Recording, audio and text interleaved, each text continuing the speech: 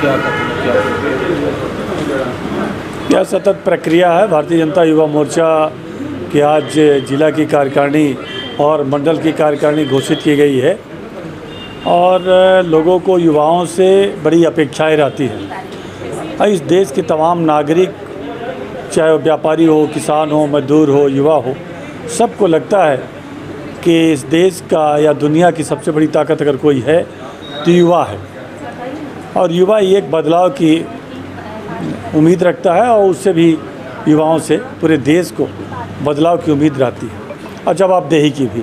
तो आज युवा मोर्चा की जिला की कार्यकारिणी घोषित हो गई और मंडलों की भी मंडल अध्यक्ष घोषित किए गए हैं। भारतीय जनता पार्टी को कार्यकारिणी से और मजबूती मिलेगी और युवा सशक्तता के साथ भारतीय जनता पार्टी को मजबूत करने के लिए काम करेंगे। छोटा सा सवाल है प्रधानमंत्री मोदी को लेकर। आज विगत 2 तारीख से विदेश यात्रा में थे, 3 देशों की यात्रा में। इस यात्रा को क्या माना जाए? क्या भारत में रोजगार के साधन ऐसे किस नज़रिए से देखा जाए इस यात्रा को? हमारे देश में आदरणीय मोदी जी जब देश के बाहर जाते हैं तो देश की भलाई के लिए जाते हैं, देश को मजबूत करने के लिए जाते हैं। और मोदी जी हमारे जब देश से बाहर जर्मनी और फ्रांस की यात्रा किए तो निश्चित रूप से हमारे देश में व्यवसाय के नए आयाम खुलेंगे, नए औद्योगिकरण का विकास होगा और भारत एक और मजबूती के साथ दुनिया के सामने खड़ा होगा। आपने देखा होगा कि जब रूस और यूक्रेन का झगड़ा हुआ तो नाटो देशों ने कहा, खासकर अमेरिका ने, कि भारत रूस के साथ अपना संबंध तोड़ ले। तो हमारे विदेश मंत्री ने बड़े ही सशक्त तरीके से और एक सामर्थ्यवान देश के विदेश मंत्री के नाते कहा कि जितना हम महीने भर में, साल भर में तेल खरीदते हैं और गैस रूस से, उतना नाटो देश एक दोपहरी में खरीद लेते हैं। तो पहले नाटो देश रूस के साथ अपना संबंध विच्छेद करें और उसके बाद भारत करेगा। यह दुनिया के लिए एक उदाहरण था कि भारत कितना मजबूती के साथ दुनिया के सामने खड़ा है। तो निश्चित रूप से मोदी जी की यात्रा भारत को मजबूत करेगी और भारत को सशक्त करेगी दुनिया के सामने। यात्रा में क्या रूस और यूक्रेन के युद्ध में कुछ बदलाव आ सकता है? अब ऐसा मैं मानता हूँ कि भारत हमेशा शांति का पक्षधर रहा है और आदरणीय मोदी जी ने जो भी बातें की होगी देश के और मानवता के कल्याण के लिए की होगी, विश्व के कल्याण के लिए की होगी। अब कोई बदलाव आता है या नहीं आता है, मैं भविष्यवाणी तो नहीं कर सकता हूँ, लेकिन मैं ये मानता हूँ कि मोदी जी ने जब भी जो भी बात की है वह भारत के लिए, भारतीयता के लिए और मानवता के लिए बात की है।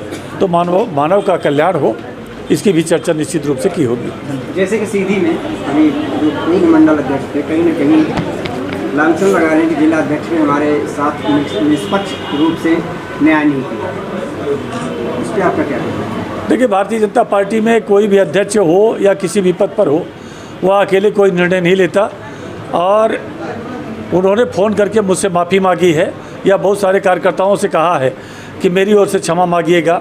तो जब वो खुद गलती स्वीकार कर लिया और दूसरों के सामने कहते हैं कि मेरे साथ गलत हुआ है, ये दुर्भाग्यजनक है। जब उन्होंने भाजपा कार्यालय का ताला तोड़ा तो क्या यह मेरा पूर्वाग्रह था? क्या मैंने कहा था कि आप ताला तोड़ दो? जब उन्होंने यहाँ अशिष्टता की भारतीय जनता पार्टी के वरिष्ठ कार्यकर्ता देवेंद्र त्रिपाठी के साथ और मेरे साथ, तो क्या मैंने कहा था? जब उन्होंने संभागीय प्रभारी के सामने SIT कॉलेज में बैठक हुई तो जब उन्होंने अभद्रता की तो क्या मैंने कहा था? या जब 6 अप्रैल को अभी स्थापना दिवस पर जब पूरे ज़िले में हर मंडल में एक जगह कार्यक्रम हो रहा था, उन्होंने अलग से कार्यक्रम किया तो क्या मैंने कहा था? क्या जब विजय दिवस 4 राज्यों के लिए विजय जुलूस निकाला गया, वह विजय जुलूस में शामिल नहीं हुए तो क्या मैंने मना किया था? इस प्रकार की उद्दंडता किसी भी पार्टी में, खासकर भाजपा में, स्वीकार नहीं की जा सकती है। उनके अपराध अक्षम्य थे। जिस प्रकार व्यापारी का अपहरण किया गया, लूटपाट की गई और व्यापारियों के साथ अगर अराजकता की जाएगी तो कोई भी हो, चाहे भाजपा का कितना भी बड़ा नेता हो, उसे भाजपा में जगह नहीं मिलेगी और उससे बाहर का रास्ता दिखाया जाएगा। पार्टी के तमाम नेताओं से विचार विमर्श के बाद यह निर्णय लिया गया है। यह मेरा कोई अकेले का निर्णय नहीं है।